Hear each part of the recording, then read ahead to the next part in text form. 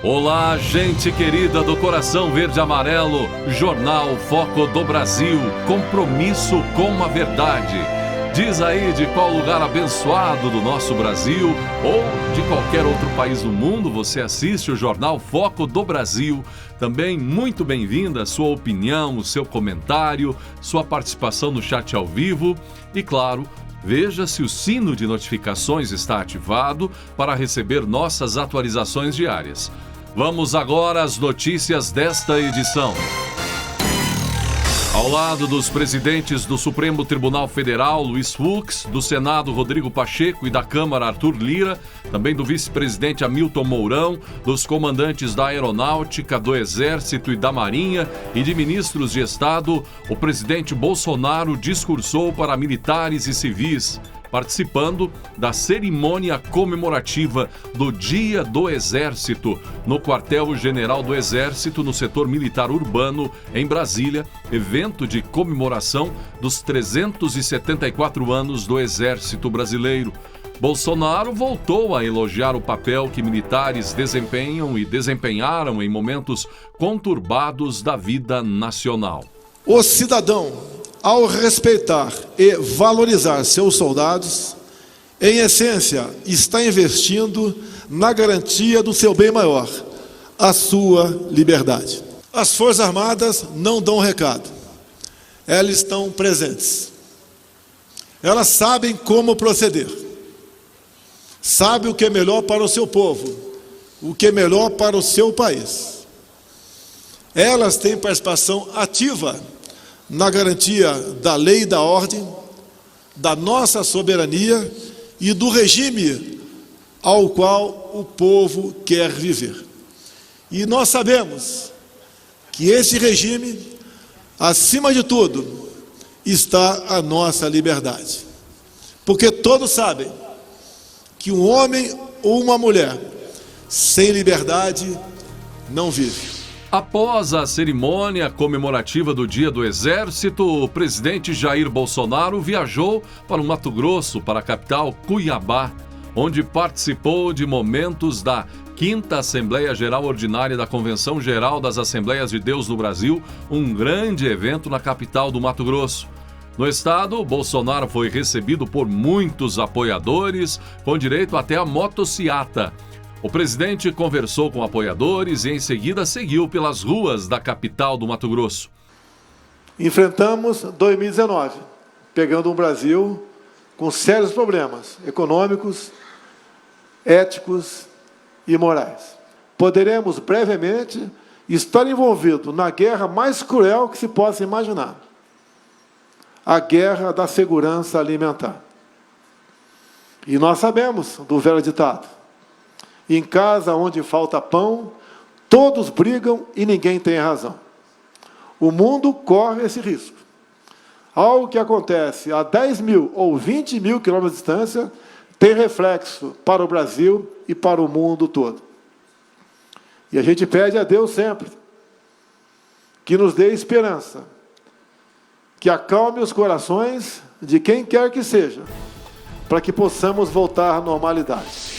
E o jornalista Alexandre Garcia fez sua análise da notícia dada nesta semana pelo ministro da Saúde, Marcelo Queiroga. Inclusive, Alexandre Garcia, que esteve, gente, nas últimas horas, entre os assuntos mais comentados do Twitter por suas opiniões. Ele e Augusto Nunes, não é? Também participando aí das redes sociais, da Jovem Pan, enfim, e as opiniões repercutindo de tal modo que foram parar os dois nos assuntos mais comentados do Twitter. Alexandre Garcia falou sobre o fim da emergência sanitária. Ele disse o seguinte: a partir de agora, com o fim da emergência sanitária, ninguém mais é obrigado a usar máscara para sair de casa. Claro, é recomendável que quem estiver gripado e puder contagiar os outros, continue usando, mas ninguém é mais obrigado. Assim como quem quiser visitar o Brasil não precisa mais apresentar prova de que tomou vacina. Também não sei para que isso servia, Mas principalmente agora, teremos licitação novamente. Esse processo vai coibir a picaretagem que aconteceu na compra de material de proteção individual, máscara, luva, respiradores, hospitais de campanha, de UTI e nessa pandemia. Milhões de reais dos nossos impostos foram desviados em fraudes por gente que se aproveitou da situação. E pior, a CPI do Senado não quis investigar essa corrupção. Agora, pelo menos, daqui para frente, já será mais difícil isso ocorrer, disse o jornalista Alexandre Garcia sobre as questões de corrupção envolvendo estados e municípios. Alexandre Garcia também comentou, gente, sobre a situação de Sérgio Moro. Peixe fora da água. Depois de ter sido o grande candidato à presidência da República, da terceira via, o ex-juiz Sérgio Moro foi rebaixado a candidato a deputado federal. Mas ele disse que não quer e agora vi que ele está lançando um curso anticorrupção para se sustentar, pois trocou de partido e perdeu o salário que recebia no Podemos. Outro dia vi uma charge em que Moro atira com as duas mãos nos dois pés. A mudança de partido enterrou os planos políticos dele. Ele se mostrou um peixe fora d'água na política. Depois de anos de carreira como juiz, Moro não conseguiu se adaptar ao novo campo de atividade, comentou Alexandre Garcia. A aprovação de Geraldo Alckmin para vice na chapa de Lula é, na visão de Ciro Gomes, uma vergonha para o Brasil. O pré-candidato à presidência da República pelo PDT avaliou ainda que a união dos dois adversários políticos explica o nojo de brasileiros pela política. Isso é um verdadeiro virado à paulista. Depois, os políticos não entendem por que a população tem tanto nojo crescente na política e por que o jovem está tomando distância, disse Ciro nessa semana. Ciro Gomes deu as declarações no lançamento de uma pré-candidatura de senadora do seu partido ao governo do Distrito Federal. Para Ciro, opostos políticos podem se unir, mas desde que isso se justifique com um programa em comum ou uma revisão de posições. Agora, passarem 25 anos um chamando o outro de ladrão e agora se juntarem apenas por oportunismo para tentar forçar a barra para eleger o Haddad sem concorrência é uma vergonha pro Brasil, diz ele. O PT aprovou aí o nome, não é, do ex-governador de São Paulo, Geraldo Alckmin, para compor a chapa que vai tentar a presidência com Lula. O PT tem como vantagem tirar Geraldo Alckmin, evidentemente, da disputa do governo paulista, não é? Eles acreditam que com isso Haddad tem chances evidentes de ganhar em São Paulo, embora tenha bons nomes aí para tentar ultrapassar, como é o caso do ex-ministro Tarcísio, não é? O atual governador do estado de São Paulo, entre outros nomes. O petista Lula chegou a dizer que sempre respeitou Alckmin, mas ambos mantêm ofensas mútuas em postagens nas redes sociais antigas, como um tweet em que o ex-governador fala que Lula voltar à presidência seria como um ladrão voltar à cena do crime. Por isso, a crítica de Ciro Gomes.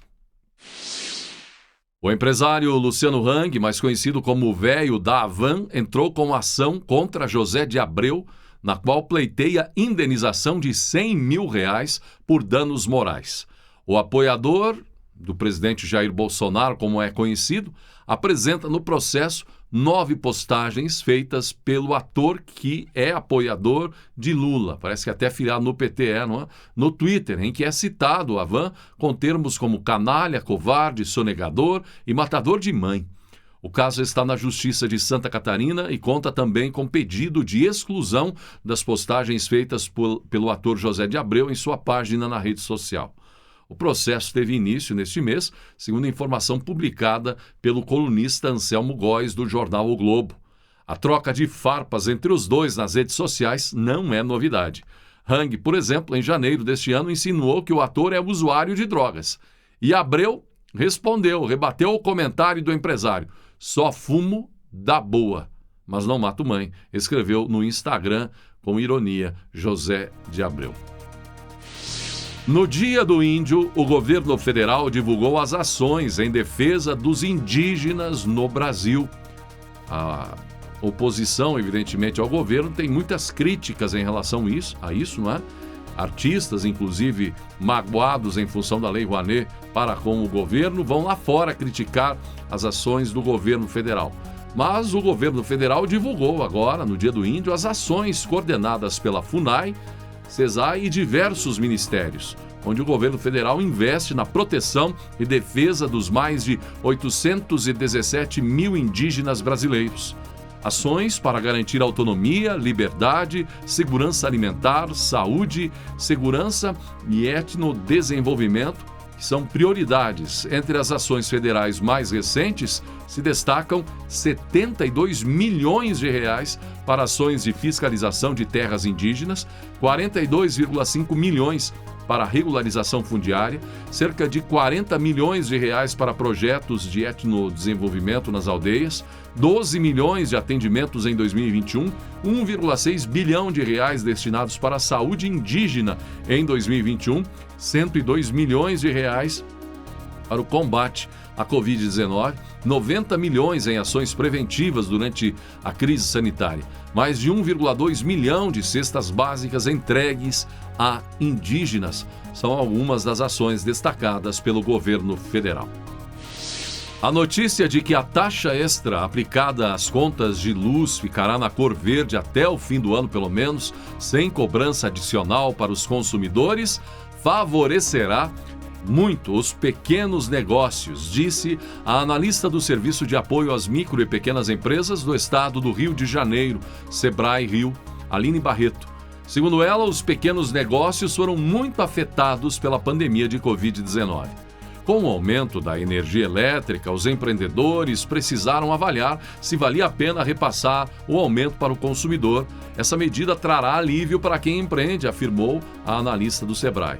Pesquisa feita pelo Sebrae Nacional em dezembro do ano passado, com 6.883 empreendedores de todos os estados e do Distrito Federal, composta por 59% de microempreendedores individuais, MEI, 36% de microempresas e 5% de empresas de pequeno porte, e focada no momento que os pequenos negócios atravessam, constatou que a grande maioria dos empreendedores nacionais tomou medidas para diminuição dos custos com energia elétrica nos últimos meses. E, gente, conversando com um amigo empresário, um pequeno empresário que com muito esforço, dedicação, tem conseguido relativo sucesso no seu meio, a reclamação de que em muitos estados brasileiros é um sacrilégio a pressão que o governo do estado exerce sobre o empresário, através dos impostos, tributos, taxas, enfim,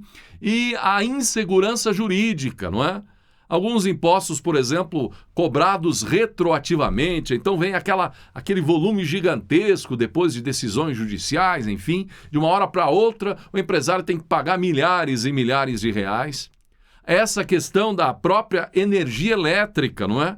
A medida tomada pelo governo. Será que não teremos aí companhias estaduais que vão aproveitar a baixa da taxa para elevar as suas cobranças, não é, o valor da energia elétrica nos estados?